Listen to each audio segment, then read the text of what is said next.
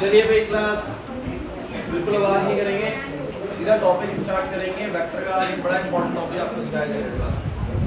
देखिए अभी 9 बजे जितने बच्चे बैच में बैठे हुए हैं, मैंने आपको मैसेज डाला था, मतलब आप लोगों को वेक्टर्स का बेसिक पता है और वेक्टर्स को हमने जैसे क्वेश्चंस किए थे आपको याद आए तो रिजल्टेंट और वेक्टर वाले वो भी आप लोगों को आते होंगे, है ना? मानो ना मैं करे हुए आप लोगों ने नहीं करे हुए सबने करे हुए आप में से। सो अब हम उसके आगे बात करेंगे आज की क्लास में कि अब आगे क्या रहता है। चलिए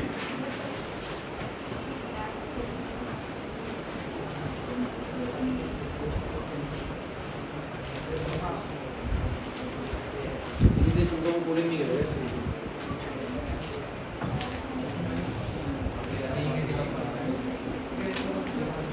एक पॉइंट घुमा दो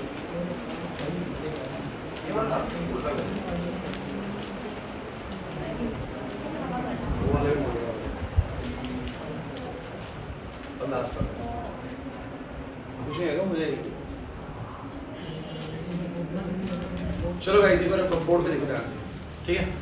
सो समझें, आपको वेक्टर्स के अंदर ना कुल मिला के अब तक जो बताया गया है उसमें कोई दिक्कत तो नहीं है। देखो इस तरह के क्वेश्चंस आप लोगों को करने आते हैं कि नहीं आते? आपको बस पता होना चाहिए कि दो वेक्टर्स किस डायरेक्शन में हैं, उसके बाद आप लोगों को पता है पैरेललोग्राम लॉ लगा के आप रिजल्टेंट बनाएंगे और फिर वो नेट कैसे निकलना उसका तो तुम्हारे पास फॉर्मूला है और किस डायरेक्शन में बनेगा उसका भी फॉर्मूला है। और ये तो समझ में आता है कि नहीं आता? एक स्टेज है यहाँ तक आपको क्लियर होना चाहिए। रविश नहीं आता कोई आता है? अब मैं तुम्हें कहूँगी इसी चीज़ को करने की बहुत शानदार ट्रिक है हमारे पास, बहुत बढ़िया ट्रिक है। मतलब इसको करने के लिए आपको मतलब ज़्यादा मेहनत नहीं करनी पड़ेगी। और ये तो दो वेक्टर हैं, लेकिन किसी बच्चे ने मुझसे बीच में पूछा था कि सर अगर एक जगह पे 3 वेक्टर होते फिर आप क्या करें? क्योंकि हम तो 2 वेक्टर को लेके बात करे जा रहे हैं कि 2 वेक्टर हो, एक इधर हो एक इधर हो, फिर रिजल्टेंट निकल गया। लेकिन सर एक जगह पे ऐसा भी तो हो सकता है ना कि एक ही जगह पर 3 फोर्स लग रहे हैं, 3 जगहों में वेलोसिटी चल रही है, इधर इधर इधर, फिर कैसे बनेगा रिजल्टेंट? 4 भी हो सकते हैं, 4 डायरेक्शन से फोर्स लग रहा है, अलग अलग डायरेक्शन से, तो हमें पता होना चाहिए कि कैसे करना है ना।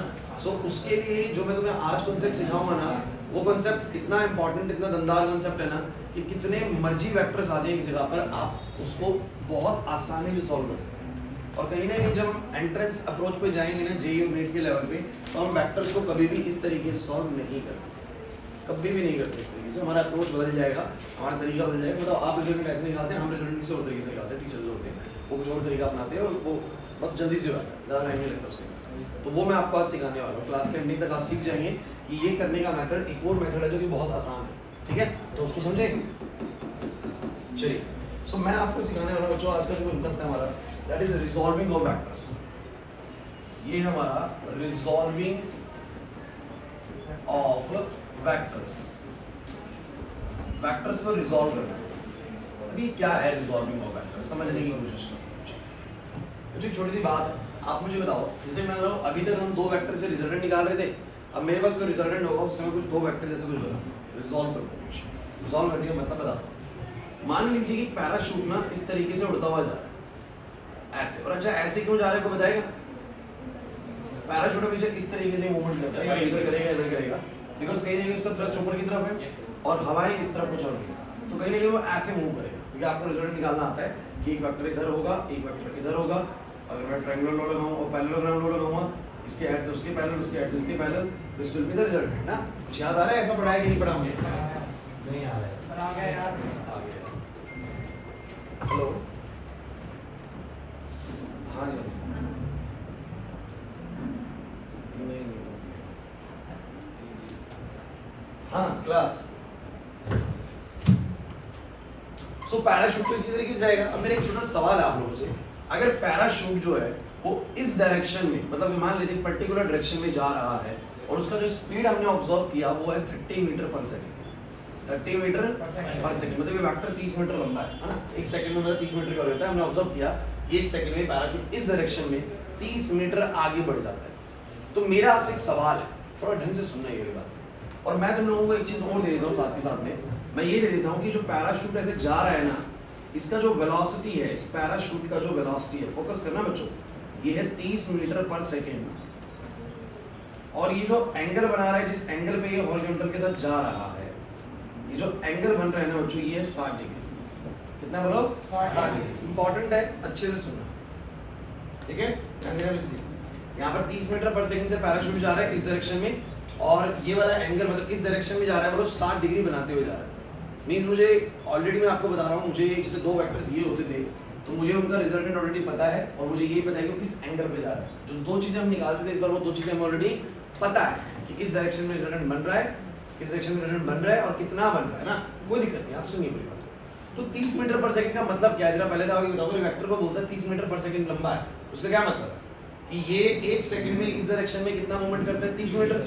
तो मेरा बस आपसे ये सवाल है बच्चों कि अगर ये इस डायरेक्शन में 1 सेकंड में 30 मीटर कवर कर रहा है तो क्या 1 सेकंड में इस डायरेक्शन में भी 30 मीटर कवर कर रहा है एक्स डायरेक्शन में?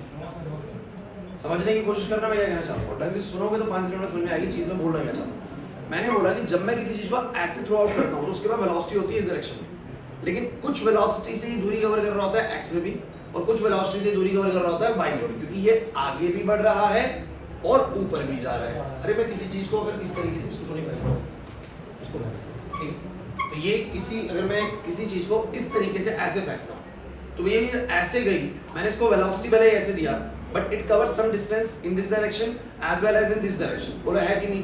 तो हम बोलेंगे इसकी वेलोसिटी कुछ ना कुछ एक्स में भी काम कर रही है, कुछ ना कुछ वाई में भी, इस डायरेक्शन में तो है। तो हम इस डायरेक्शन में अगर वेलोसिटी को जानते हैं तो क्या हम इस वेलोसिटी का कंपोनेंट बता सकते हैं एक्स में और वाई में? कंपोनेंट बताने का मतलब ये है कि यही वाली वेलोसिटी मतलब इधर 30 मीटर पर सेकंड कवर कर रही है तो इस डायरेक्शन में 1 सेकंड में कितना कवर कर रही है और इस डायरेक्शन में 1 सेकंड में कितना कवर कर रही है। समझने की कोशिश करो, अभी बात थोड़ी सी कम समझ में आएगी लेकिन सुनेंगे तो आएगी पूरी बात समझ। मान लीजिए कि मैं आपसे एक बात बोलता हूँ कि यहाँ पर एक झोपड़ी है, एक झोपड़ी है, और ये झोपड़ी ना यहाँ से लगभग कितनी दूर है बच्चों? 90 मीटर दूर है। कितनी मीटर दूर है बोलो? 90 मीटर दूर है। तो पैराशूट मान के चलते हैं ऐसे ही चलता जाएगा चलता जाएगा चलता जाएगा। बोला पैराशूट की स्पीड 30 मीटर पर सेकंड है। बताइए बिल्कुल झोपड़ी के सर पे कितनी देर बाद होती है? इस झोपड़ी के बिल्कुल सर पे मतलब बिल्कुल ऊपर, यहाँ पर एक बच्चा बैठा हुआ देखते मेरे ऊपर कब आएगा 3 सेकंड बाद। यही गलती होगी, यही तो रिजॉल्विंग ऑफ वेक्टर समझना जरूरी है इसीलिए, क्योंकि हमें लगा कि 30 मीटर पर सेकंड से जा रहे हैं, 90 मीटर कितनी देर में कवर कर लेगा? 3 सेकंड में। तो हमें लगा 3 सेकंड बाद उसके बिल्कुल सर पे होगा, लेकिन बच्चों ये 30 मीटर पर सेकंड जो है ना वो इस डायरेक्शन का वेलोसिटी है। किस डायरेक्शन का बोलो? इस डायरेक्शन का। इस डायरेक्शन में वो 1 सेकंड में कितना कवर करता है बोलो? 30 मीटर। मतलब आप ये मान के चले प्रेम कि ये दूरी बोलो कितनी है? 30 है। लेकिन मुझे बात हो अगर 1 सेकंड में वो यहाँ से यहाँ पहुंचा है, फोकस करिएगा, बड़ा इंपॉर्टेंट शब्द है, वो यहाँ से यहाँ पहुंचा है, तो उसी दौरान उसने x में मात्र कितना दूरी कवर किया? तुम बता सकते हो? x में सिर्फ और सिर्फ उसने ना अगर यहाँ से एक सीधी लाइन खींच दो तो उसी 1 सेकंड के अंदर बस x में उसने कितना दूरी कवर किया? बोला एग्री करते हो?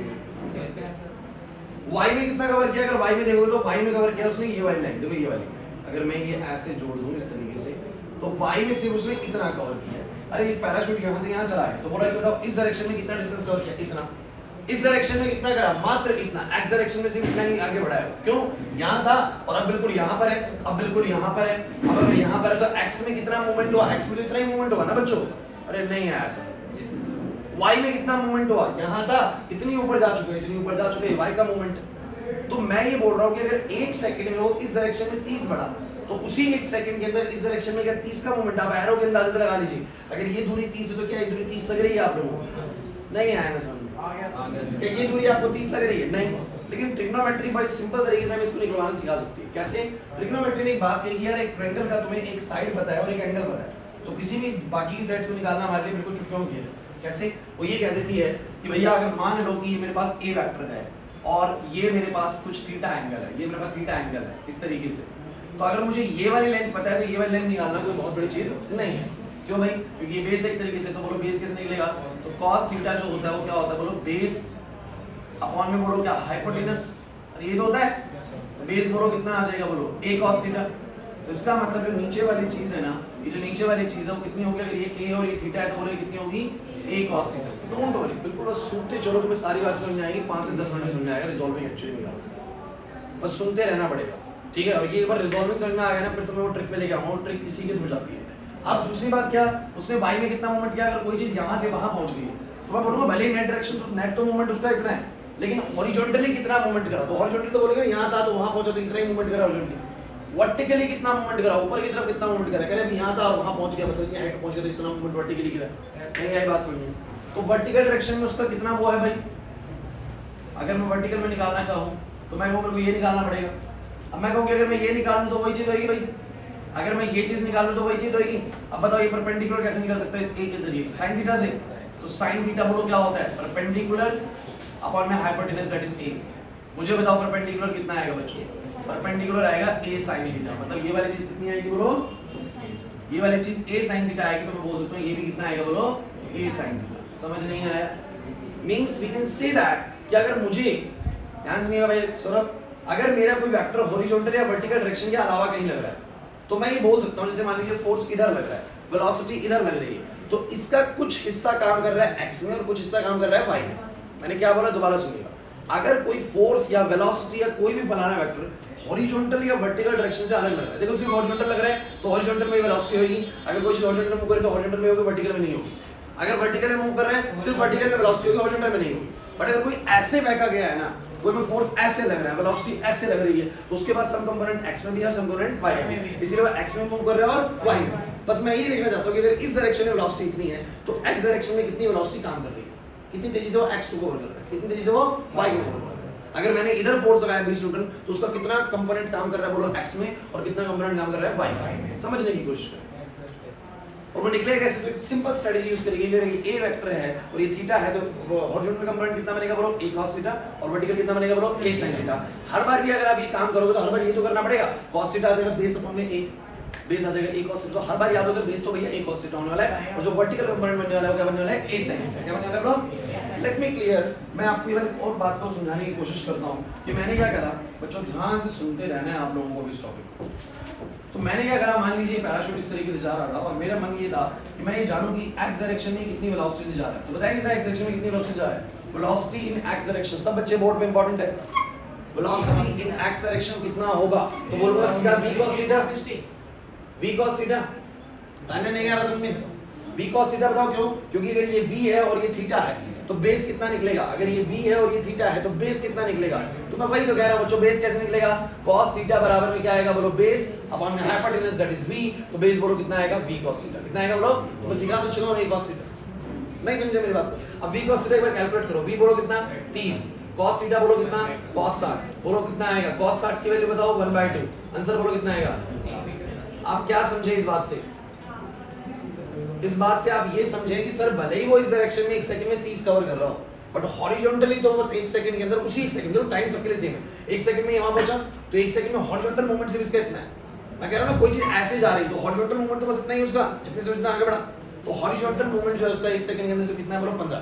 तो मैं बोल सकता हूं कि जो उसकी वेलोसिटी x डायरेक्शन में उसे कितनी बोलो 15 मीटर, मतलब उसको 90 मीटर कवर करने में, 90 मीटर कवर करने में, क्योंकि ऐसे बढ़ेगा फिर 30 मीटर बढ़ जाएगा, फिर भले वो 30 मीटर बढ़ जाएगा आगे इस डायरेक्शन में, लेकिन इस डायरेक्शन में मात्र कितना बढ़ेगा 15 मीटर, फिर 30 मीटर बढ़ जाएगा, फिर इस डायरेक्शन में कितना बढ़ेगा बोलो 15 मीटर।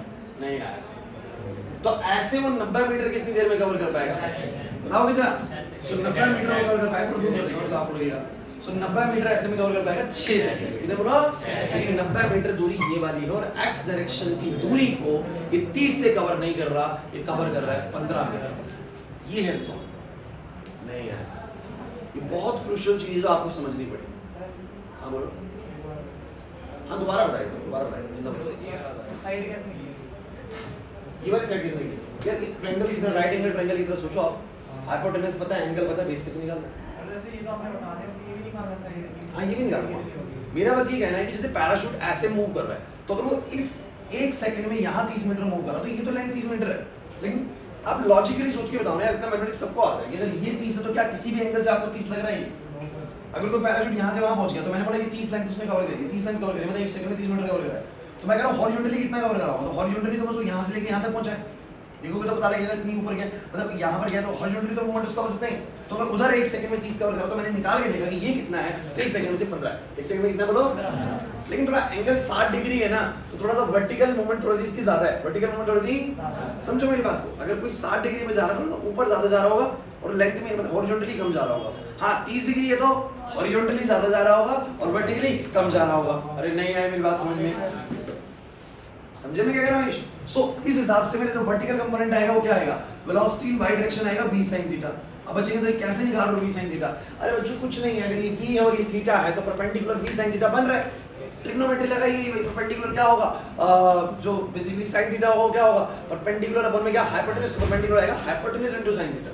नहीं आया सीधे नहीं आ रहा समझ। इंपॉर्टेंट पॉइंट है, नहीं आया मुझे बता देना, रोक देना मुझे ये मेरी एकदम दिक्कत है आपको आगे।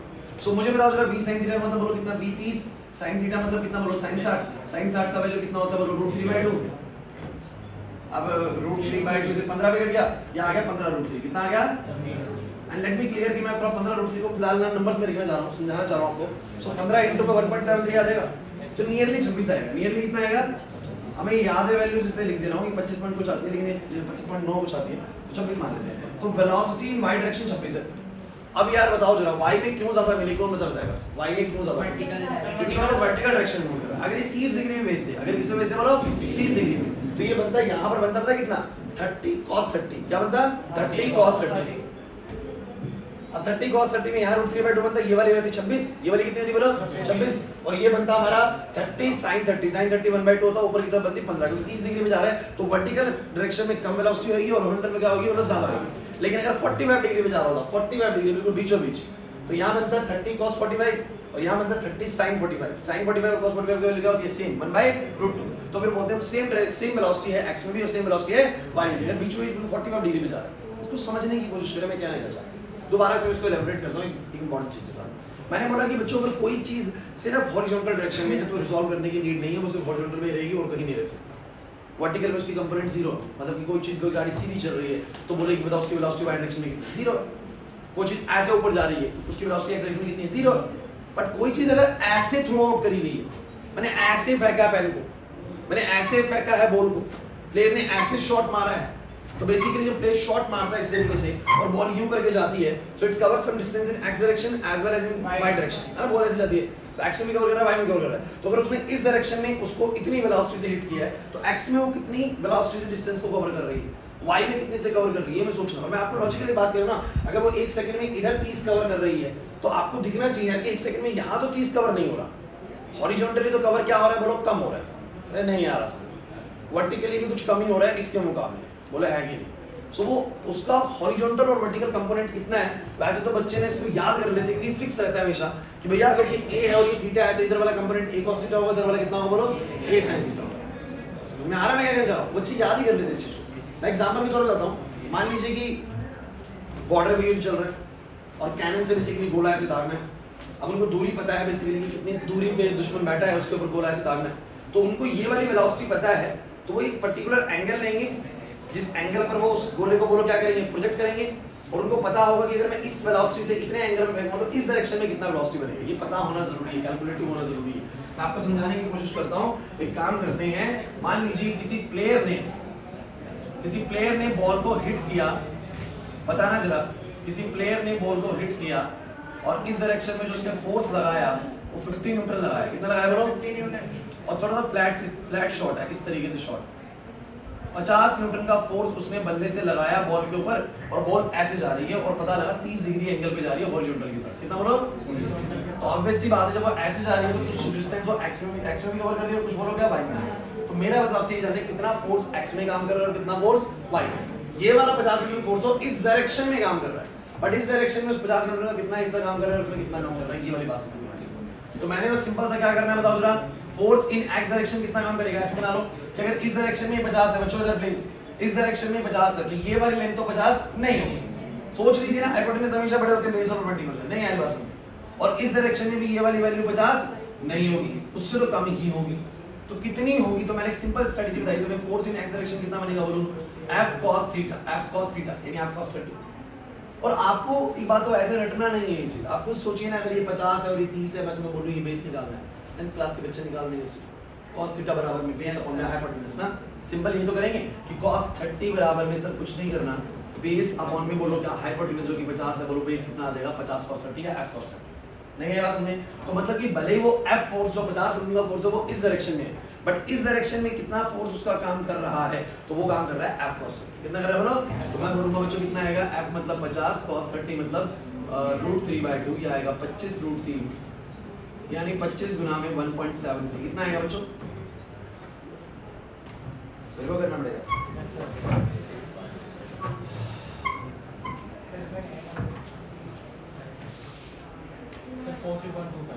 43.25 न्यूटन। मतलब एक्स डायरेक्शन में इसका कितना इससे काम कर रहा है 43.25। और मुझे बताओ जरा इधर कितना काम करेगा वाई डायरेक्शन में, क्योंकि आप जानते हैं एफ 30 है तो ये वाला कितना निकल के आएगा एफ sin 30। करके दिखाओ, मुझे समझ में आ गया। अब एफ sin 30 निकलेगा तो एफ sin 30, तो एफ sin 30 का मतलब हो गया एफ कितना बोलो 50, sin 30 1/2 कितना बोलो 25 न्यूटन। तो आपने भले ही बैट पे जो फोर्स लगाया है वो 50 न्यूटन का ऐसे लगाया है, इस डायरेक्शन में लगाया है। अब इस डायरेक्शन में जो 50 न्यूटन का फोर्स लगा है उसमें जो वाई डायरेक्शन में वो दूरी कवर कर रहा है वो कितने की फोर्स से कर रहा है 25 न्यूटन के फोर्स। कितने से बोलो 25। और इधर कितने से कर रहा है बोलो 43.25 न्यूटन से। मतलब ये हॉरिजॉन्टल फोर्स थोड़ा ज्यादा लगा है और वर्टिकल फोर्स थोड़ा क्या लगा है कम। और आप जानते हैं भी बॉल ऐसे में फ्लैट ज्यादा जाएगी, लंबी ज्यादा जाएगी, ऊंची कम जाएगी, क्योंकि ऊंची की तरफ फोर्स ही कम लगा है। अरे नहीं है ऐसा। तो मेरा बस ये कहना है कि जब भी कोई चीज हॉरिजॉन्टल या वर्टिकल डायरेक्शन के अलग थ्रो करी जाएगी, है ना, हॉरिजॉन्टल या वर्टिकल के अलग थ्रो क्या हो गया, ऐसे हो गया, ऐसे हो गया, तो definitely it has some component in x direction as well as in y direction which is different from this component, जो कि इससे बिल्कुल अलग होगा बेसिकली। अगर इस डायरेक्शन में 30 मीटर पर सेकंड से दूरी कवर हो रही है तो पक्का हॉरिजॉन्टली 30 से कवर नहीं, वर्टिकली 30 से कवर। बस यही मेरे को निकालना है कि कितने से कवर हो रहा है, कितना फोर्स लग रहा है हॉरिजॉन्टल वर्टिकल में। मैंने फोर्स ऐसे लगाया तो कुछ यहाँ पे मूवमेंट है, वहां पे मूवमेंट है, मतलब फोर्स एक्स में भी काम कर रहा है और वाई में। तो एक्स में कितना फोर्स काम कर रहा है और वाई में कितना काम कर रहा है, ये बिल्कुल दिमाग में ऐसे मत सोचना कि 43 और ये मिला के तो सर ज्यादा बन रहा है, ये तो 50 है। आपको पता है वेक्टर्स का एडिशन इस तरीके से नहीं होता, वेक्टर्स का एडिशन ऐसे नहीं होता है ना, जोड़ते नहीं ना। परपेंडिकुलर होने पे आपको पता है कैसे रिजल्ट निकालना होता है, रूट ऑफ इसका स्क्वायर होगा प्लस में इसका स्क्वायर होगा, फिर करके देखना 50 ही आएगा। अरे बोल गए क्या कि अगर ये 12 है और ये 5 है तो पता है आपको रिजल्ट 13 ही आता है। कितना आता बोलो 13। ये मैंने क्लास दी है इसीलिए मैं आपको बता रहा हूं। और आपने कुछ लॉजिकली सोचने की कोशिश करी, सर हमें पहले ये दो वेक्टर मिलते थे, रिजल्टेंट निकालते थे, एंगल निकालते थे, रिजल्टेंट और एंगल मिला हुआ है, अब मैं वो दो वेक्टर निकालूंगा जिसको बनाना नहीं है ऐसा। मींस अगर तुम किसी भी एक वेक्टर का तुम कंपोनेंट निकाल लेते हो हॉरिजॉन्टल और वर्टिकल डायरेक्शन में, उसके बाद तुम देखना काम कितना आसान है। और ये रिजॉल्व इसको बोलते हैं रिजॉल्विंग ऑफ वेक्टर। क्या बोलते हैं इसको, रिजॉल्विंग ऑफ। लेकिन क्या आपको लॉजिकल पॉइंट पे ये बात समझ में आ रही है? अब मैं आपसे क्वेश्चन पूछूं बढ़िया सा, जल्दी से ये क्वेश्चन करके दिखा दो।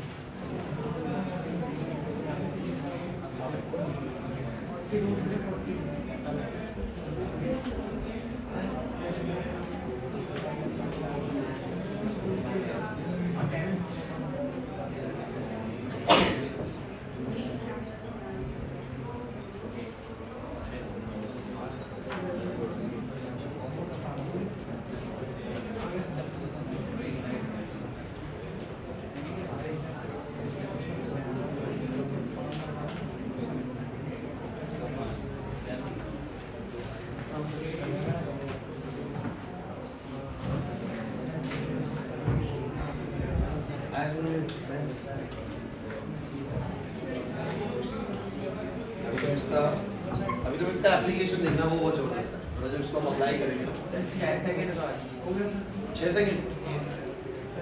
कुछ और है 6 सेकंड ही है सर,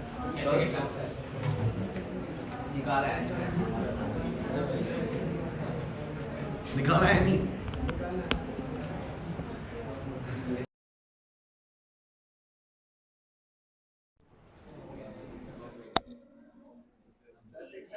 हेलो,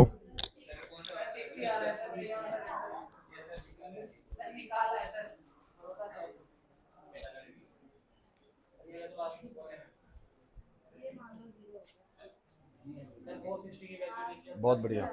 क्या कर रहे हो अक्षरा? ये थोड़ा ना करना है। वो तो अभी आना है, हम तो अभी कराया नहीं है, वो चीज़ तो प्रोजेक्टाइल में आएगी ना, अभी हम प्रोजेक्टाइल पे नहीं पहुंचे। ये तो मैं बस उसमें से एक चीज़ प्रोजेक्टाइल का अंदर बस एक छोटा सा पार्ट है, उसका क्वेश्चन करा रहा हूँ। अभी तो प्रोजेक्टाइल एक डिफरेंट थिंग है, तो करेंगे, अगला टॉपिक ही प्रोजेक्टाइल है, लेकिन वो तब पहुंचते पूरा वेक्टर अच्छे से आ जाए तो हमें यहाँ टाइम लगेगा, हमें वेक्टर वाले पोर्शन में टाइम लगेगा, बिकॉज ये बहुत ज़्यादा इस्तेमाल होने वाली चीज़ है पूरी फिजिक्स में, तो इसको बहुत तसल्ली से करके निकलेंगे यहाँ से। अब आप लोग मुझे बताइए क्वेश्चन क्या था बच्चों। यहाँ पर एक कैनन है, ए क्लास, ये कैनन है और कैनन ने बेसिकली एक गोले को ऐसे करके दागा भाई, है ना। तो अब समझने की कोशिश करना, ये जो गोला इसने ऐसे दागा है वो कितने की स्पीड से दागा है बोलो, 80 मीटर पर सेकंड से। और जो एनिमी है ना हमारा, वो कितनी दूर है हमसे, यहाँ से 240 मीटर्स दूर है ना। सर एक डाउट था, हाँ बोलो। हमें कैसे पता कि वो 6 सेकंड बाद उस डिस्टेंस पे कवर कर लेगा 240 से, तो जमीन पर ही गिरेगा, क्या पता अभी उससे थोड़ी हाइट पर हो। मतलब जब वो जो गोला है पर्सन है, इसके क्या पता ऊपर हो एग्जैक्ट जमीन पर ना हो। वो ठीक है, उस एनिमी साइड पे गिर जाएगा, एनिमी पे भले ही ना गिरे लेकिन एनिमी साइड पे हो जाएगा, मतलब उस लेवल पे रहेगा। ठीक है, मैं वाली बात में समझ गया तुम्हारी। जब तुम प्रोजेक्टाइल करोगे ना तो तुम्हारा ये वाला डाउट भी क्लियर हो जाएगा, जब तुम प्रोजेक्टाइल करोगे तो ये डाउट क्लियर हो जाएगा। लेकिन अभी मुझे एक बात समझनी पड़ेगी बच्चों, गाइस एक देखो, ये कंफ्यूजन क्या आपके दिमाग में नहीं रहनी चाहिए। अगर ये 240 मीटर दूर एनिमी है और ये आपने 80 मीटर से फेंका है, तो बच्चे 3 सेकंड आंसर ना कर देगा गाइस, क्योंकि वो 80 मीटर इस डायरेक्शन में कवर कर रहा है 1 सेकंड में, इस डायरेक्शन में 80 मीटर कवर नहीं कर रहा होगा 1 सेकंड में। अगर इधर वो 80 मीटर कवर कर रहा है तो इधर तो कम कर रहा होगा ना, क्योंकि एंगल भी कितना है बोलो, ये एंगल भी बोलो कितना है, 60 डिग्री, हॉरिजॉन्टल के साथ 60 डिग्री एंगल बना के उसको फेंका जा रहा है। अरे बच्चों नहीं आया क्या समझ में? तो मैं कह रहा हूं अगर इधर 80 मीटर कवर किया तो इधर तो देखोगे तो इधर तो कम ही कवर करा है ना। सो मैं ये बोलूंगा कि इसका वेलोसिटी अगर इस डायरेक्शन में इतना है तो एक्स डायरेक्शन में इसका वेलोसिटी कितना है, वेलोसिटी इन एक्स डायरेक्शन, तो बोलो कितना आएगा, बोलो v cos 30, v cos theta, बोलो कितना आएगा 80 cos 60, बोलो cos 60 की वैल्यू कितनी, आंसर समझ नहीं आ रहा पक्का। अच्छा अब दूसरी बात मैं बोलूंगा 40 मीटर पर सेकंड से, इसका मतलब भले ही उस डायरेक्शन में वो कवर कर रहा हो दूरी, बोलो कितनी 80 मीटर 1 सेकंड में, बट इधर कितनी कर रहा है, मात्र 40 कर रहा है। क्लियर हुआ कि नहीं हुआ? नहीं आया समझ। अब मुझे उस हिसाब से बताइए कि अगर उसने इस डायरेक्शन में 40 मीटर पर सेकंड से ही कवर कर रहा है, वो भले ही उधर 80 मीटर कवर करता रहेगा इधर 40, लेकिन इसमें थोड़ा सा कॉन्सेप्ट में गड़बड़ होता है, वो मैं आपको बाद में बताऊंगा जब इसमें ग्रेविटी वगैरह का इन्फ्लुएंस देखेंगे तो थोड़ा सा दिक्कत आएगा। लेकिन लेकिन सुन लीजिए, आप उस 80 को बिल्कुल ऐसे मत समझिए कि वो सीधा ही जाता रहेगा ऊपर की तरफ, वो भले ही यूं आए, लेकिन जब मैं तुम्हें अगला टॉपिक प्रोजेक्टाइल कराऊंगा ना तो बताऊंगा कि इस वेलोसिटी पे कभी कोई असर नहीं पड़ता, इस डायरेक्शन की वेलोसिटी हमेशा 40 ही रहेगी। या आप चिंता मत करिए, एक क्लास के बाद हम इस पॉइंट पे आने वाले हैं, अभी इसके बारे में सोचना नहीं है कि सर वो ग्रेविटी की वजह से किस तरीके से रहेगा। बस आप ये समझिए कि इधर डायरेक्शन में कितनी स्पीड है, बोलो 40। और मेरी इस बात को बस याद रखना, नेक्स्ट क्लास में जब मैं प्रोजेक्टाइल कराऊंगा तो मैं तुम्हें बताऊंगा कि इस डायरेक्शन में अगर 40 है ना तो ये 40 में कोई भी चेंज नहीं आता। ये प्रोजेक्टाइल जब तक हवा में रहेगा इस डायरेक्शन में हर सेकंड में कितना कवर करेगा, 40 ही कवर करेगा, हर सेकंड में कितना कवर करेगा, बोलो 40। क्यों मैं इसका कारण बता देता हूं आपको, अगर समझ में आ जाए तो इस डायरेक्शन में उसकी स्पीड शुरू में 40 बनी, अब इस डायरेक्शन में और इस डायरेक्शन में मतलब आगे या पीछे की तरफ ना कोई भी फोर्स काम नहीं कर रहा, और जब कोई फोर्स काम नहीं करता ना तो कोई एक्सेलरेशन नहीं लगता, यानी किसी भी तरह का चेंज नहीं आता वेलोसिटी के अंदर। लेकिन मैं कहूं कि वर्टिकल डायरेक्शन की वेलोसिटी में चेंज नहीं आएगा, थोड़ा गलत हो जाएगा, क्योंकि ग्रेविटी बेसिकली उसको कहां खींचेगी, बोलो नीचे। तो जो वर्टिकल डायरेक्शन में स्टार्टिंग में वेलोसिटी होगी, स्टार्टिंग में कितनी वेलोसिटी होगी, बोलो 80 sin 60, कितनी होगी बोलो, वो वेलोसिटी धीरे धीरे कम होगी। क्यों भाई कम होगी? क्योंकि ग्रेविटी क्या करेगी बोलो उसके ऊपर काम, तो वो उसको ऊपर जाने से रोकेगी और नीचे की तरफ उसकी वेलोसिटी को घटाएगी। लेकिन एक्स डायरेक्शन की वेलोसिटी पे कोई भी असर नहीं पड़ता, बिकॉज उसके ऊपर कोई भी ग्रेविटी जैसी चीज उस डायरेक्शन में तो काम नहीं कर रही। तो आपको चिंता नहीं करनी उस चीज की, बस आप इतना समझ लीजिए जब कुछ हवा में होती है ना तो उसकी बस कौन सी वेलोसिटी में चेंज आता है, वाई डायरेक्शन वाली में, क्योंकि ग्रेविटी नीचे की तरफ काम करती है। एक्स डायरेक्शन की वेलोसिटी में कोई भी चेंज नहीं आता। और चिंता मत करिए, छोड़िए उस चीज को, आप बस इस क्वेश्चन को अभी सिर्फ रिजॉल्विंग तक ही रखिए, ज्यादा आगे मत जाइए। तो मुझे बस एक बात बताओ, अगर इधर 80 मीटर पर सेकंड है तो इधर बोलो कितना है, 40 मीटर पर सेकंड, मींस वो हॉरिजॉन्टल डायरेक्शन में हर सेकंड में कितनी दूरी कवर कर रहा है, 40। 240 मीटर कितनी देर में कवर करेगा, 6 सेकंड में। तो मुझे बताओ टाइम कितना लगेगा भाई, टाइम लगेगा 240 मीटर की दूरी और जितनी वेलोसिटी है एक्स डायरेक्शन में, यानी बोलो कितनी, 40 मीटर पर सेकंड, बोलो कितनी देर लगेगी, 6 सेकंड में 0.6 में होगा। क्लियर हुआ कि नहीं हुआ? ये पॉइंट समझ में आता है? तो मैं बस आप लोगों से, मैं रिजल्ट में लेके आने वाला हूं, मैं बस आप लोगों से एक फेवर चाहता हूं कि आप लोगों को इतना जरूर पता लग जाए कि जब भी कोई चीज हॉरिजॉन्टल या वर्टिकल के अलावा कहीं फेंकी जा रही है हॉरिजॉन्टल या वर्टिकल के अलावा कहीं फेंकी जा रही है तो उसका असर हॉरिजॉन्टल डायरेक्शन में भी दिखेगा और वर्टिकल में भी दिखेगा। आशीष यहां पर ध्यान दो, मैंने क्या बोला, जब कोई चीज हॉरिजॉन्टल और वर्टिकल इसके अलावा कहीं फेंकी जा रही है तो उसका असर जो है वो हॉरिजॉन्टल में भी दिखेगा और वर्टिकल में भी। आप ऐसे फेंकिए हॉरिजॉन्टल में मूवमेंट है, वर्टिकल में मूवमेंट है। आप ऐसे फेंकिए हॉरिजॉन्टल में मूवमेंट है, वर्टिकल में मूवमेंट है। आप ऐसे फेंकिए, किसी चीज को ऐसे फेंकिए, हॉरिजॉन्टल में मूवमेंट है, वर्टिकल में मूवमेंट है। तो मेरा बस ये कहना है कि जब तुमने इसको ऐसे फेंका तो इस डायरेक्शन में कुछ फोर्स लगाया, इस डायरेक्शन में कुछ वेलोसिटी लगाई, तो उसका कितना कंपोनेंट काम कर रहा है बोलो किसमें, एक्स में, और कितना काम कर रहा है बोलो वाई में, ये हमें निकालना होता है। जो कि निकलेगा कैसे बोलो, वी एक्स निकलेगा वी कॉस थीटा से और वी वाई निकलेगा वी साइन थीटा से। समझ में आ रही बात, नहीं आ रही बात विनय, कुछ क्लियर हुआ? सो आपको पैराशूट वाला से जल्दी क्लियर होती चीजें कि अगर इस एक सेकंड में यहाँ पर 30 मीटर कवर करा तो इस डायरेक्शन में तो डेफिनेटली 30 मीटर कवर नहीं हुआ है, इधर से 15 ही कवर हुआ, तो इस डायरेक्शन में वेलोसिटी 15 मीटर पर सेकंड है। हाँ वर्टिकली थोड़ी ज्यादा तेजी से चल रही है तो वर्टिकल में वेलोसिटी 26 मीटर पर सेकंड है, मतलब इस डायरेक्शन में 1 सेकंड में 30, इस डायरेक्शन में वही 1 सेकंड में कितना ऊपर जा चुका 26 और हॉरिजॉन्टली कितना मूव कर चुका 15। तो हमें किसी भी एक ऐसे वेक्टर का हॉरिजॉन्टल और वर्टिकल कंपोनेंट निकालना आना चाहिए। बोलो क्लियर हुआ कि नहीं हुआ? अब इसको बच्चे ऐसे याद कर लेते हैं कि जिस थीटा के साथ वाली जो लाइन होती है ना उस पे तो होता है a cos थीटा और जो उसके परपेंडिकुलर वाली लाइन होती है उस पे क्या होता है a sin थीटा। ऐसे याद कर लेते हैं, काम बन जाता है, सारे काम बन जाएंगे, इसका कोई टेंशन ही नहीं। क्लियर हो रहा है? अब मुझे बताओ, क्वेश्चन में एक बैट्समैन ने बॉल को ऐसे हिट करा, उसने इतनी वेलोसिटी से इस डायरेक्शन में हिट किया, तो कितनी वेलोसिटी से हॉरिजॉन्टल दूरी कवर करेगी, कितनी वेलोसिटी से वर्टिकल दूरी कवर करेगी, कर लोगे? कंपोनेंट बता दोगे उसके? कल जब हम कुछ क्वेश्चन छोड़ रहे थे ना वो कंपोनेंट वाले ही थे, इसका इस वेलोसिटी का कंपोनेंट बताओ एक्स डायरेक्शन में, इसका कंपोनेंट बताओ वाई डायरेक्शन में, तो अब वो बहुत इजीली वहां से बनेंगे। ठीक है, लेकिन मैं तुम लोगों को कुछ और सिखाना चाह रहा हूँ आज, तो ये मुझे बताओ, ये समझ में आ गया सब बच्चों को? अब मैं क्योंकि इसको क्लोज करूंगा, मैं नई पीडीएफ खोलूंगा, पीडीएफ भर चुकी है वाली, तो जरूरत तो नहीं है ना इस वाले की। समझ में आ गया? हम क्वेश्चन पे आए, चलिए।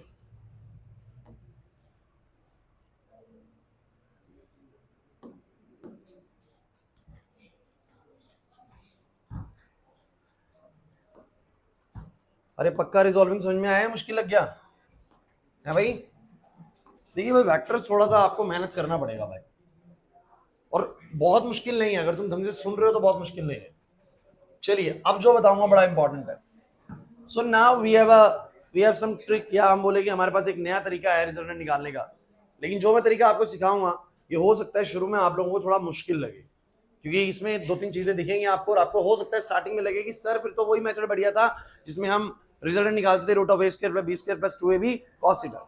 बट बच्चों सुन लो, वो मेथड सिर्फ और सिर्फ तभी अच्छा से काम करेगा जब 2 वेक्टर होंगे। कितने वेक्टर होंगे बोलो? 2। लेकिन जैसे 3 वेक्टर और 4 वेक्टर आएंगे ना, फिर तुम्हारे को रिजॉल्विंग वाली कंसेप्ट पे आने पड़ेगा, मतलब आज नहीं आओगे 12th में आना पड़ेगा। 12th क्लास में वेक्टर थोड़े ज्यादा हो जाते हैं एक ही जगह पे, हम कराते हैं बच्चों को 4-4 5-5 वेक्टर एक जगह पे आए थे, फिर बच्चों को रिजल्ट निकालने के लिए एक ही चीज का सहारा लेना पड़ता है, किसका? रिजॉल्विंग का। फिर वो काम नहीं करता r equal to root of a square plus b square plus 2ab cos theta. तो अभी मैं जो सिखाऊंगा ना वो 2 पे सिखाऊंगा, और आपको लग सकता है कि ये ज्यादा कॉम्प्लिकेट मेथड है उसके मुकाबले, बट टेंशन नहीं लीजिए, आप समझिएगा पूरी बात, वो आपको काम आने वाली आगे चल के। तो गाइस मुझे एक छोटी सी बात बताओ, अगर मेरे पास कोई वेक्टर ऐसे है a वेक्टर और कोई वेक्टर ऐसे है b वेक्टर, वैसे तुम लोग जानते हो कि थीटा होने पर ऐसे में रिजल्टेंट कितना होता है बोलो? Root of a square plus b square plus में क्या 2ab cos थीटा, क्योंकि आप लोग ऐसे में ऐसे से पैरेललोग्राम पूरा करते हो, नहीं आ रहा यार, और बोलते हो रिजल्टेंट सर ऐसे लगेगा, नहीं आ रहा यार। अगर यही चीज परपेंडिकुलर होती है तो a और b ऐसे होता है तो तुम्हें पता है सीधा cos 90 0 हो जाता है, और सीधा रिजल्टेंट का फॉर्मूला याद हो जाता है root of a square plus, समझ नहीं आ रहा? ध्यान से सुनिएगा कि तुम लोग जानते हो कि अगर 2 चीजें परपेंडिकुलर होती है सीधा रिजल्टेंट हो जाता है root of a square plus b square. अच्छा ऐसे में एंगल निकालना मुश्किल नहीं है, ताने यहाँ पर ध्यान दो, इस वेक्टर से इसके पैरेलल, इस वेक्टर से इसके पैरेलल, और तुम्हें पता है रिजल्टेंट यहाँ पर आएगा, याद है कुछ इस तरीके से रिजल्ट आता है, और एक एंगल को तुम अल्फा मान लेते हो, क्या मान लेते हो बोलो? अल्फा। लगाने को तुम अल्फा का जो मर्जी फॉर्मूला लगा लो, tan अल्फा वाला तुम लगाते हो b sin थीटा, लेकिन हमेशा तुम्हें पता है हमेशा वो tan अल्फा ऐसा ही बन गया था, क्योंकि tan अल्फा यहाँ पर मैं निकाल सकता हूँ परपेंडिकुलर अपॉन में क्या? बेस, परपेंडिकुलर अपॉन में क्या? बेस, तो परपेंडिकुलर वाला चीज b है और ये वाला बोलो क्या है? a है। अरे तुम ये लगाते ना यार, b sin थीटा अपॉन में a प्लस में b cos थीटा, ये तो लगाते ना। अब तुम्हारे को पता है थीटा 90 है, थीटा बोलो कितना है? तो थीटा 90 है तो b sin 90 1 हो गया, अरे sin 90 तो 1 हो गया, तो b बचा बस, और cos 90 0 हो गया तो b बाय a, क्योंकि सीधा बोल सकते हो tan बराबर b बाय a, b ये a ये। समझ नहीं आ रहा? ये तो मैंने वो बता दिया जो मैंने तुम्हें पहले से बता रखा है, कुछ लाया नहीं बताया। लेकिन मेरा ये कहना है कि क्या आप लोगों को नहीं पता कि अगर 2 वेक्टर हॉरिजॉन्टल और वर्टिकल डायरेक्शन में अगर मुझे मिल जाए तो मेरे लिए उनका रिजल्ट निकालना सबसे आसान होता है, क्योंकि मुझे सीधा करना होता है root of a square plus. तो बस मेरी कोशिश ये रहेगी मैं सारे वेक्टर्स को हॉरिजॉन्टल और वर्टिकल डायरेक्शन में रिजॉल्व कर लूंगा, बस हो गया कॉन्सेप्ट, सुन लो बस मैं क्या बोल रहा हूँ, शायद तुम्हें समझ में आ जाए बात। अगर मैं अपने सभी वेक्टर्स को आशीष की डायरेक्शन में ले आऊं हॉरिजॉन्टल और वर्टिकल में, तो मुझे पता है कि हॉरिजॉन्टल और वर्टिकल का नेट रिजल्टेंट सीधा होता है root of a square plus, करना तो पड़ेगा इसका इस्तेमाल, लेकिन हम इस्तेमाल करेंगे बिल्कुल लास्ट में इस चीज का, जब सारे वेक्टर्स किसमें आ जाएंगे, हॉरिजॉन्टल और वर्टिकल डायरेक्शन में, तो हम करेंगे इसका इस्तेमाल सीधा root of a square plus b square से, और डायरेक्शन निकल जाएगी। जैसे कोई भी क्वेश्चन पिक करते, कोई भी क्वेश्चन जो आपको लगे, आपको याद है आपने मोटर बोट वाला क्वेश्चन किया था, तो आप लोगों ने कैसे करा था, सुनिए जरा।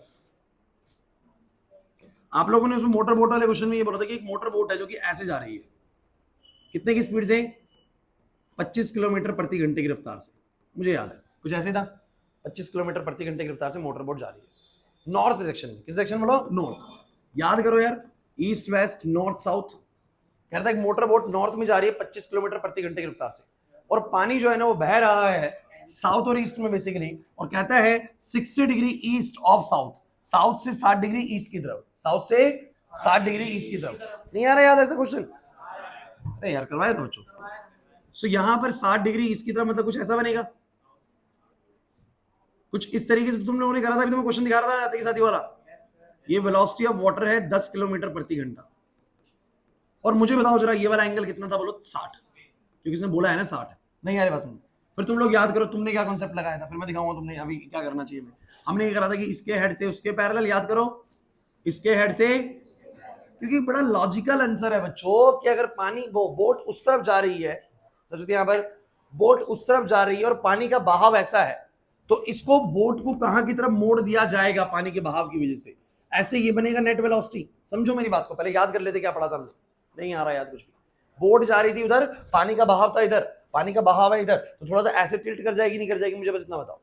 और ये वी नेट तुमने कैसे निकाला, क्योंकि 60 डिग्री, तो ये पूरा एंगल कितना था बोलो 120, तो तुम लोगों ने वी नेट ऐसे निकाला था अगर याद आए तो, कि वी नेट हो गया था हमारा रूट ऑफ 25 का स्क्वायर, अरे ए स्क्वायर प्लस में बोलो कितना बी स्क्वायर प्लस में 2ab, और बोलो कितना cos 120, पता नहीं तुम्हें याद आ रहा है कि नहीं आ रहा, 625 जमा में 100, फिर तुमने कर दिया था cos 120 का वैल्यू कितना था बच्चों, -1/2 ना,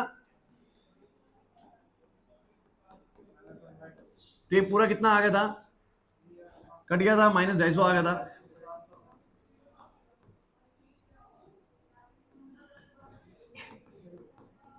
तो कितना बना था 475 आंसर,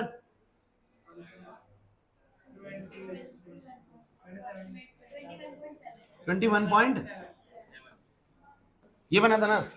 और डायरेक्शन कैसे निकाली थी याद करो, एक क्लास प्लीज, डायरेक्शन आपने निकाली थी, मैंने इस एंगल को अल्फा मान लिया था, इस एंगल को मैंने क्या मान लिया था, अल्फा, फोकस करना है, इस एंगल को मैंने अल्फा माना था, और मैंने बोलता अल्फा के साथ वाले वेक्टर को हम ए वेक्टर बोलते हैं, दूसरे वाले को बोलो क्या बोलते हैं बी।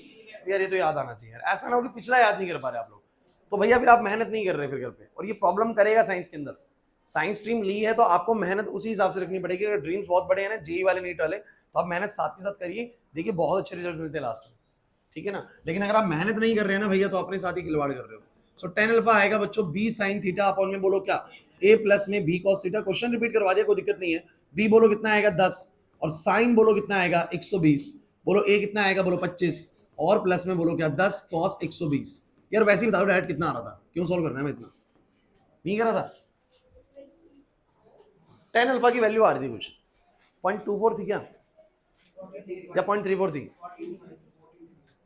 नहीं मेरे को वो बताओ tan अल्फा कितना आ रहा था, 0.25। चलो छोड़ो, अब आ जाओ भाई, अब आ जाओ सब बच्चे बोर्ड पे, ये तो तरीका हो गया ट्रेडिशनल तरीका।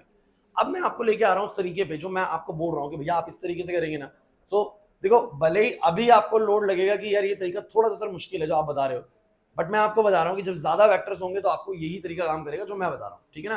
तो ये थोड़ा सा आपको ध्यान देना पड़ेगा। अब करना क्या है, बस बोर्ड पे सुनो, आपके पास एक वेक्टर इधर था, इस वेक्टर की वैल्यू बोलो कितनी है 25, और एक वेक्टर आपके पास इधर था, इसकी वैल्यू बोलो कितनी है 10, इसकी वैल्यू बोलो कितनी है 10 है। और अब आपको कुछ नहीं करना, आपको बस अपने क्वेश्चन के अंदर ये देखना है कि मेरे जितने भी वेक्टर्स हैं, फोकस करिएगा, जितने भी वेक्टर्स हैं उन सब में जो भी वेक्टर हॉरिजॉन्टल और वर्टिकल में उसको छेड़ना नहीं है। सीधे यहां पर ध्यान दो, जितने भी वेक्टर्स हैं उनमें जो हॉरिजॉन्टल और वर्टिकल में उसको छेड़ना नहीं है, बट जो भी वेक्टर हॉरिजॉन्टल या वर्टिकल डायरेक्शन से अलग डायरेक्शन में उसको रिजॉल्व करना है हॉरिजॉन्टल और वर्टिकल में, मतलब उसका असर निकाल लेना है आपको, किसमें बोलो हॉरिजॉन्टल में और वर्टिकल में। तो मैंने कहा भाई ये 10 तो ऐसे है, देखो ये तो वर्टिकल है, ये तो प्रॉपर वर्टिकल है, बट ये वर्टिकल हॉरिजॉन्टल में नहीं है, तो मैं इसका इंपैक्ट देखूंगा हॉरिजॉन्टल में और वर्टिकल में। तो मुझे तो इसका इंपैक्ट हॉरिजॉन्टल में कुछ ऐसे निकलेगा, और वर्टिकल में कुछ ऐसे निकलेगा। सहमत हो कि नहीं मुझे बस इतना बताओ। अरे यही वाली चीज को रिजॉल्व करेंगे, अगर कोई चीज ऐसे जा रही है तो इसका कंपोनेंट इधर होगा इधर होगा। और ये वाला एंगल कितना है जरा बताओगे? अगर ये 60 था तो ये बोलो कितना है 30। तो मुझे बताओ इस तरफ इसका कंपोनेंट कितना बनेगा 10 cos 30, और इस तरफ बताओ कितना बनेगा 10 sin 30। समझ ही नहीं आ रहा सर, पता नहीं क्या कर रहे हैं। मैंने बस इसको रिजॉल्व कर लिया उन दो डायरेक्शंस के अंदर। जब तुमने रिजॉल्व कर लिया तो इसको भूल जाओ। क्यों भूल जाओ? क्योंकि तुम इसका इंपैक्ट देख चुके हो हॉरिजॉन्टल में भी और वर्टिकल में भी। फोकस करिएगा। अब इससे फायदा क्या हुआ? तुम्हें फायदा दिखेगा बच्चों। अब देखना क्या हुआ। तुम्हें पता है 10 sin 30 कितना होगा? sin 30 1/2 होता है। तो 10 sin 30 बोलो कितना हो गया 5। अरे sin 30 की वैल्यू बच्चों 1/2 होती है, कितना हो गया बोलो 5। ये कितना हो गया बोलो 10 cos 30। 10 cos 30, ये cos 30 होता है बच्चों कितना √3/2, और वो 200 कटेगा तो 5 √3 कितना बोलो। डोंट वरी, आपको क्वेश्चन में कुछ ऐसा नजर आ रहा है कि ऊपर तो 25 है, नीचे बोलो कितना है बोलो, नीचे बोलो कितना है 5 है, और इधर बोलो कितना है 5 √3 है। अब कहेंगे सर आप कैसे करूं? अरे यार एक बात बताओ, कोई एक वेक्टर ऊपर है और एक वेक्टर नीचे, क्या तुम्हें नहीं पता कि दोनों डायरेक्टली माइनस हो जाएंगे? अरे यार इस तरफ 25 है इस तरफ 5 है तो सीधा 20 बचेगा ऊपर की तरफ। अरे समझे नहीं? ऊपर 25 नीचे 5, अपोजिट वाले सीधा माइनस हो जाते हैं। तो मुझे बताओ 25 और 5 में से नेट कितना बचा बोलो ऊपर की तरफ 20। तो अब ये बन गया नेट 20, और ये नेट बोलो कितना बन गया। अब मेरे पास वेक्टर्स जो हैं, दो वेक्टर्स आ चुके हैं जो एग्जैक्टली कैसे हैं बोलो परपेंडिकुलर है। कैसे बोलो? कुछ टेंशन ही नहीं है आपको, हर एक वेक्टर को बोलो कैसे रिजॉल्व करना है, हॉरिजॉन्टल और, बट अगर वो ऑलरेडी हॉरिजॉन्टल या वर्टिकल में तो उसको मत छेड़िएगा, बाकियों को रिजॉल्व कर लीजिए। इससे फायदा क्या होगा? सारे वेक्टर या तो हॉरिजॉन्टल में हो जाएंगे इधर इधर, वर्टिकल में जाएंगे इधर इधर। अब क्या करना है बोलो? जो हॉरिजॉन्टल वाले हैं उनको एक दूसरे से माइनस कर दो। अरे इधर 25 है इधर 5 है तो 20 कर दो इधर, समझे? इधर 40 है इधर 30 है तो ऊपर 10 कर दो बस। तो आखिरी में हर बार आप आदर्श, आखिरी में हर बार आप कुछ ऐसे सिनेरियो पहुंच जाएंगे, नहीं पहुंच जाएंगे, जिसमें एक नेट वर्टिकल डायरेक्शन होगी, एक नेट बोलो क्या होगी हॉरिजॉन्टल। और ऐसे का रिजल्टेंट कैसे निकालते हो बोलो? ऐसे का रिजल्टेंट नेट कैसे निकालते हो? सीधा कुछ नहीं करना, बोलो क्या 20 का स्क्वायर प्लस में इसका स्क्वायर, बोलो 5 √3 का स्क्वायर कितना आएगा बोलो कितना आएगा? चिंता मत करिए मैं इसको और मुश्किल में लेके आऊंगा। 400 प्लस में 25 को करेंगे, 25 3 आएगा 75 आएगा, कितना आएगा बोलो? अरे यार 5 का स्क्वायर 25 √3 का स्क्वायर 3, तो 25 या 75 बोलो कितना आ गया? √475 आ गया भाई आंसर 21.7। अब आपको लग रहा होगा सर ये कॉम्प्लेक्स मेथड है थोड़ा सा, मैं आपको रियलिटी बता रहा हूँ। आप इसको इस्तेमाल करने लगेंगे ना तो उससे ज्यादा इजी मेथड है, ध्यान रखना, और ये ज्यादा वेक्टर्स में काम आने वाला है। अब आप कहें सर डायरेक्शन का कैसे करूं? अरे कुछ नहीं यार, अब डायरेक्शन का तो बहुत इजी सीन है ना, क्योंकि तुम लोगों ने इसको रिजॉल्व कर लिया। बोलो कैसे? हॉरिजॉन्टल और वर्टिकल में तो सीधा तो फॉर्मूला होता है, अगर तुम किसी भी एक डायरेक्शन को अल्फा मान लो, मतलब किसी भी एक को अल्फा मान लो, तुमने ये वाले के अल्फा मान लिया इसको ना, क्योंकि उधर भी ऐसे मानता, तो 10 अल्फा बोलो कितना आएगा? 10 अल्फा बोलो कितना आएगा? 10 अल्फा परपेंडिकुलर अपन में क्या बेस, तो परपेंडिकुलर अपन में बेस, तो परपेंडिकुलर बोलो कितना 5 √3, बेस बोलो कितना 20, तो कितना आया बोलो √3/4। चलिए तो फिर एक क्वेश्चन थोड़ा सा मुश्किल क्वेश्चन लेता हूं जिसमें बहुत समय लग सकता था। वो ये है कि मान लो कि एक वेक्टर ऊपर की तरफ है 30 का, ठीक है 30 न्यूटन का मान लो फोर्स ऊपर की तरफ है,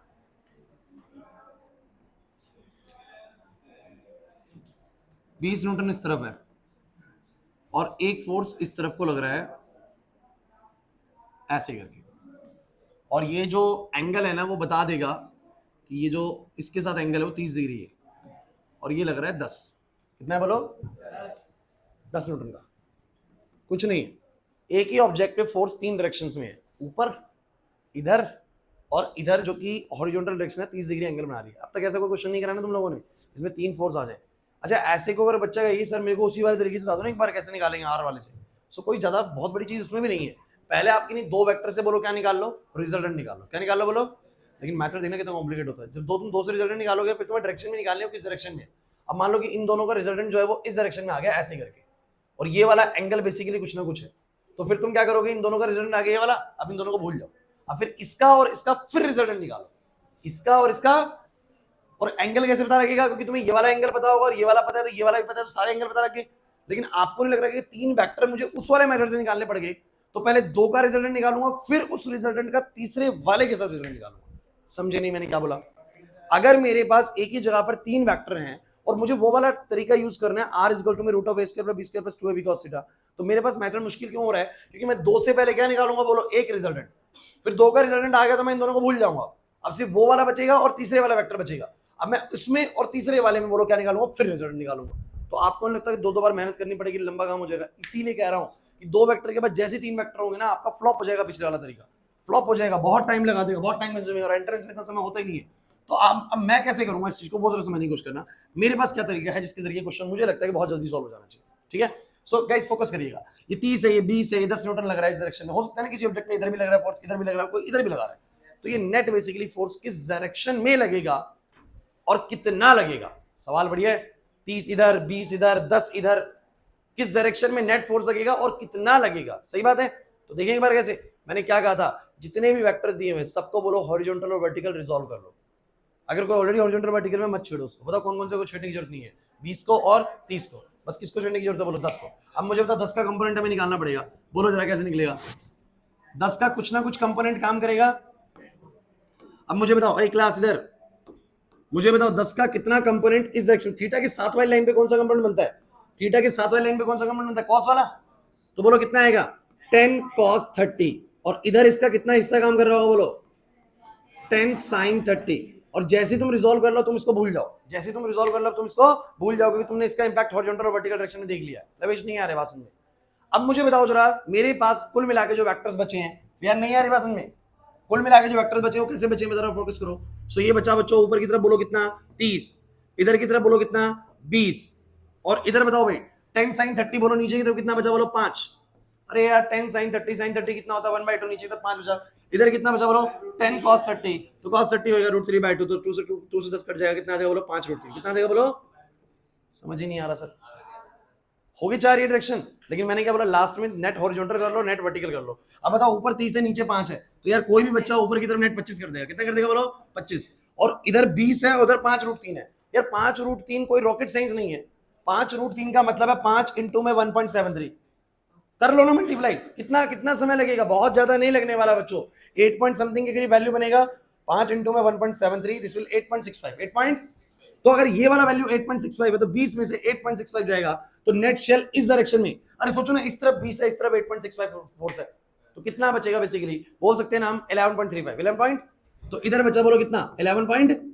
अब बताओ जरा सारे वेक्टर्स का नेट शेल कुछ ऐसा बन गया। अब बोलो रिजल्टेंट कितना आएगा, नेट फोर्स कितना आएगा भाई, रूट ऑफ 25 का स्क्वायर जमा में 11.35 का स्क्वायर। मुझे नहीं लगता कि ये चीज सॉल्व करनी बहुत मुश्किल है, नहीं आ रहा।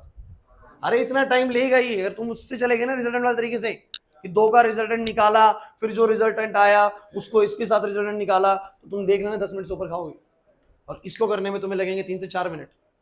समझ नहीं आया आपको सर, मेरे को डायरेक्शन नहीं समझ में, डायरेक्शन कैसे करेंगे यार, देखो तो सही, इन सबका मिला जुला नेट डायरेक्शन कहां बनेगा, नेट फोर्स और जो वर्टिकल में इस तरफ बना है और हॉरिजॉन्टल में इस तरफ बना है, तो नेट फोर्स कहां बनेगा, यहां पर कहीं बीच में बनेगा, अरे यहां पर कहीं तो आएगा, आदर्श नहीं आ रही बात में।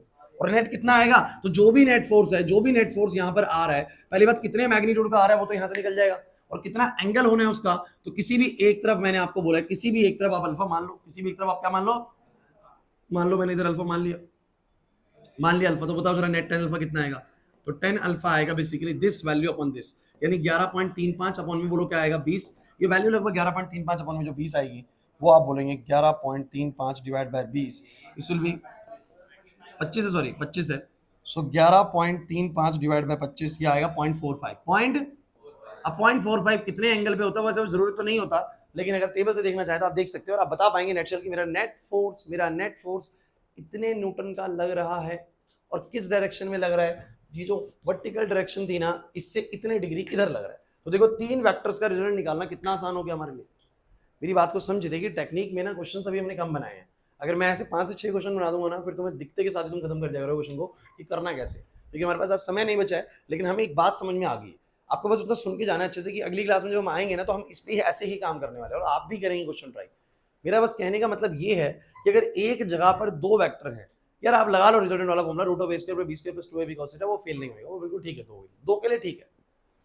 2 का इससे भी हो सकता है कि नहीं हो सकता है बताओ, 2 का इससे भी हो सकता है कि नहीं हो सकता, बिल्कुल हो सकता है सर, है ना, नहीं आ रही बात समझ में। लेकिन अगर वेक्टर 3 आए तो मुझे बताओ जरा क्यों वो पिछले वाला मेथड फेल है, ये बताओ मुझे। 3 हो सकता है, अभी आपके स्कूल लेवल पे नहीं आएंगे, बट एंट्रेंस लेवल पे, नीट लेवल पे और 12th क्लास के लेवल पे तो आएगा पक्का भाई। तो मेरा बस आपसे ये पूछना है कि बताओ जरा अगर 3 वेक्टर आए तो क्या तुम वो रिजल्टेंट वाला मेथड लगा सकते हो, क्यों फेल हो रहा है सिद्धि पता लगा, क्योंकि आपको पता है रिजल्टेंट में तो 2 ही चीजें यार, a और b वाला फॉर्मूला लगा रहा है root of a square b square plus 2ab cos theta, c तो है ही नहीं उसमें, तीसरा वेक्टर तो है ही नहीं, तो मैं क्या कर सकता हूं बोलो, पहले इन 2 का या इन 2 का, जिन भी 2 का आपको दिल करे कि नहीं 2 का बोलो क्या निकालूंगा रिजल्टेंट, क्या निकालूंगा उसमें भी पता है तुम्हें मेहनत लगने वाली है। तो इन दोनों का मैंने रिजल्टेंट निकाल लिया, मान लो कुछ ऐसे आ गया, ये वाला कुछ ऐसे है, और फिर मुझे ये भी पता होना चाहिए जो मेरा रिजल्टेंट आया वो इस 30 के साथ बेसिकली कितना एंगल बना रहा है, ताकि मुझे एग्जैक्ट एंगल का अंदाजा बाद में लग सके कि इस रिजल्टेंट और ये इस 10 वाले के बीच में कितना एंगल है। बोला है कि नहीं? तो आपको रिजल्टेंट का मैग्नीट्यूड भी निकालना पड़ेगा, एंगल भी निकालना पड़ेगा। फिर भी क्वेश्चन पूरा नहीं हुआ क्योंकि तुमने सिर्फ इन दोनों का भी रिजल्ट निकाला है, फिर उसका और इसका रिजल्ट निकालोगे तब जाके फाइनल रिजल्ट आएगा, क्या बनेगा। सच बात समझ आ रही है? और उसके लिए फिर दोबारा फॉर्मूला लगेगा, root of a square plus b square plus 2ab cos theta, एक को a मानोगे एक को b मानोगे और फिर दोबारा से एंगल निकालोगे। तो आपको लगता है काम बहुत टाइडी होने वाला है। 3 में इतना टाइडी होगा तो 4 में कितना हो जाएगा? तो बेटर अप्रोच क्या है? बेटर अप्रोच क्या है? बेटर टेक्निक ये है कि अगर एक जगह पर 2 से ज्यादा वेक्टर्स नजर आ रहे हैं, इवन 2 में भी आप लगा सकते हो कॉन्सेप्ट, लेकिन मैं कह रहा हूं कि अगर 2 से ज्यादा वेक्टर्स है तो आपको लगाना ही ये वाला है। और क्या करना होता है बोलो इसके अंदर? आपको चेक करना है कि कितने वेक्टर्स ऑलरेडी हॉरिजॉन्टल वर्टिकल में, जो हॉरिजॉन्टल वर्टिकल में उसको बिल्कुल भी टच नहीं करेंगे, और जो उसके अलावा है, जो भी हॉरिजॉन्टल या वर्टिकल डायरेक्शन के अलावा है, उसको तुम हॉरिजॉन्टल और वर्टिकल में क्या करोगे? रिजॉल्व करोगे बाय रिजॉल्विंग कॉन्सेप्ट। नहीं आ रही बात समझ में? कि अगर 10 न्यूटन का फोर्स इधर लग रहा है तो इसका कुछ कंपोनेंट इधर काम कर रहा होगा, कुछ कर रहा होगा इधर। तो मैंने बोला 10 न्यूटन का इधर कितना कंपोनेंट काम कर रहा है? 10 cos 30, और इधर कितना कर रहा है? बोलो 10 sin 30। फिर मैं इसका इंपैक्ट देख चुका दोनों डायरेक्शन में, तो इसको भूल जाइए। अब जब ये ऐसे बन चुका है तो ऑब्वियस सी बात है, ऊपर कुछ नीचे कुछ, इधर कुछ इधर कुछ, तो नेट शेल तो बन सकता है ना। ये बड़ा है तो ये छोटा है तो ऊपर की तरफ नेट बचेगा, और ये बड़ा है और ये छोटा है तो उस तरफ नेट बचेगा। लेकिन मेक श्योर कि अगर नीचे वाला बड़ा होता और ऊपर वाला छोटा होता तो नेट नीचे बनता, नेट तो नीचे की तरफ बनता और फोर्स की नेट डायरेक्शन भी नीचे की तरफ आती, लेकिन अभी ऊपर की तरफ जा रही। कुछ क्लियर हो रहा है या बहुत मुश्किल हो गया आज की क्लास? देखिए मुश्किल लगता है, 12th क्लास वाले बच्चों को मुश्किल लगती है ये वाली चीजें मैं कराता हूँ, लेकिन आप लोग 11th में ही सीख लेंगे ना, 12th में तो आपको बिल्कुल लड्डू लगेगी। तो ये तो बिल्कुल अच्छे से आता है। तो आपको क्या समझना है सुनिए भाई, देखो पूरे क्वेश्चन हमारे नहीं बन पाए आज की क्लास में, लेकिन जितने बने हैं क्या उतने में तुम्हें कुछ कुछ कहानी समझ में आ चुकी है। आज हमने जो कंसेप्ट सीखा है ना, 1 मिनट का रिकैप दे रहा हूँ इसमें। आज मैंने आप लोगों को रिजॉल्विंग ऑफ वेक्टर सिखाया, और रिजॉल्विंग ऑफ वेक्टर क्या कहता है कि जब कोई चीज पूरी प्रॉपर हॉरिजॉन्टल या वर्टिकल है तो वो हॉरिजॉन्टल वर्टिकल में एक्ट करेगी, बट अगर उसके अलावा किसी भी डायरेक्शन में फेंकी गई है, हॉरिजॉन्टल 30 डिग्री बना के, 45 डिग्री बना के, 60 डिग्री बना के, तो उस वेक्टर का कुछ कंपोनेंट एक्स में काम कर रहा होगा और कुछ कंपोनेंट वाई में। जैसे कि मैंने कुछ चीज ऐसे फेंका तो कुछ फोर्स एक्स में भी काम कर रहा है, कुछ फोर्स वाई में भी, तभी वो एक्स में मूव कर रहा है और वाई में। समझ में आ रही है दर्श? लेकिन कितना एक्स में काम कर रहा है और कितना वाई में, डिपेंड करता है कि कितने से फेंका गया और कितने एंगल में फेंका गया। कितने तो पता है, छोटा एंगल होता है तो एक्स में ज्यादा काम करता है, वाई में फोर्स कम काम करता है। बड़ा एंगल होता है तो वाई में ज्यादा काम करता है, एक्स में कम। तो हमने वो याद कर लिया कि अगर इधर ए है और ये थीटा है तो ए cos थीटा का कंपोनेंट काम करेगा एक्स में, और ए sin थीटा का कंपोनेंट काम करेगा वाई में। क्लियर हुआ? तो बैट्समैन ने हिट करा बॉल को, इतना फोर्स लगा इस डायरेक्शन में, तो हॉरिजॉन्टल में कितना लगा, वर्टिकल में कितना लगा, निकाल लोगे। उसकी बॉल इतनी स्पीड से जा रही है इस डायरेक्शन में, तो एक्स में कितने जा रही है, वाई में कितने जा रही है, निकाल लोगे। पैराशूट इस डायरेक्शन में इतनी वेलोसिटी जा रही है, हॉरिजॉन्टल में कितने जा रहा है, वर्टिकल में कितने, निकाल लोगे। तो ये बेसिकली रिजॉल्विंग ऑफ वेक्टर था। क्या था बोलो? Resolving of vector. फिर मैंने आपको बोला कि रिजॉल्विंग ऑफ वेक्टर का आपको इस्तेमाल कैसे करना है एक्चुअल टेक्निक्स के अंदर। तो आपको एक्चुअल क्वेश्चंस के अंदर इसका इस्तेमाल इस तरीके से करना है कि अगर एक जगह पर 2 से ज्यादा वेक्टर्स मौजूद हैं, 3 या 4 या 5 वेक्टर्स आ गए, तो मुझे कुछ नहीं करना, मुझे सबसे पहले देखना है जितने हॉरिजॉन्टल वर्टिकल में उनको नहीं छेड़ना है, और मुझे बाकी वेक्टर्स को हॉरिजॉन्टल वर्टिकल में रिजॉल्व करना है। नेट शेल आखिरी में होगा क्या? तुम्हारे बहुत सारे वेक्टर्स भी हैं, तो आखिरी में जब तुमने सबको हॉरिजॉन्टल वर्टिकल में रिजॉल्व कर लिया तो होगा क्या? कई सारे ऐसे हो सकते हैं, 2 इधर आ गए, एक इधर आ गया, एक इधर आ गया, 2 इधर आ गए। अरे तो भैया ये 2 है, इन दोनों को जोड़ लो, इसमें से घटा दो तो नेट नीचे बच जाएगा। फिर ये 2 है, इन दोनों को जोड़ लो सेम डायरेक्शन में, उसमें से घटा दो, नेट इधर बच जाएगा। अरे बोला है कि नहीं? एक नीचे बच गया, एक इधर बच गया। अब फिर दोबारा 90 डिग्री आ गया, 90 डिग्री बात है root of a square plus b square. तो सारे वेक्टर्स को हॉरिजॉन्टल और वर्टिकल में रिजॉल्व करके फायदा क्या होने वाला है नितिन? सारे वेक्टर्स को हॉरिजॉन्टल वर्टिकल में रिजॉल्व करके फायदा क्या होने वाला है? जब सब या तो हॉरिजॉन्टल में, या तो इधर या ऊपर या नीचे हो जाएंगे, तो मैं नेट शेल किसी एक डायरेक्शन में वर्टिकल बन जाएगा, नेट शेल किसी डायरेक्शन में क्या बन जाएगा, हॉरिजॉन्टल। और जब भी मेरे को कोई 2 वेक्टर हॉरिजॉन्टल या वर्टिकल बन चुके हैं, उसके बाद मेरे लिए नेट निकालना आसान है, root of a square plus. फिर वो वाला क्वेश्चन बन गया जो मैं तुम्हें बार बार करा रहा था, ये वेक्टर इधर है, एक वेक्टर इधर है, बताओ रिजल्टेंट कितना है, बताओ किस डायरेक्शन में है, तो वो क्वेश्चन बन गया ना। वो क्लियर हो गया कि नहीं हो गया? तो इसके ऊपर जो क्वेश्चन है ना, थोड़े से और हम कब बनाएंगे, नेक्स्ट क्लास के अंदर। लेकिन मुझे ये बताओ आज की क्लास में कुछ कुछ बात समझ में आ गई? नहीं सारी भले ही ना आई, लेकिन कुछ कुछ समझ में आना बहुत जरूरी था। क्लियर है? वीडियो भेज दूंगा वाली क्लास की, दोबारा से इसको चेक कर लेना, दोबारा इसको देख लेना, PDF भेज दूंगा, ठीक है ना? श्योर? आज इतना ही करेंगे बच्चों।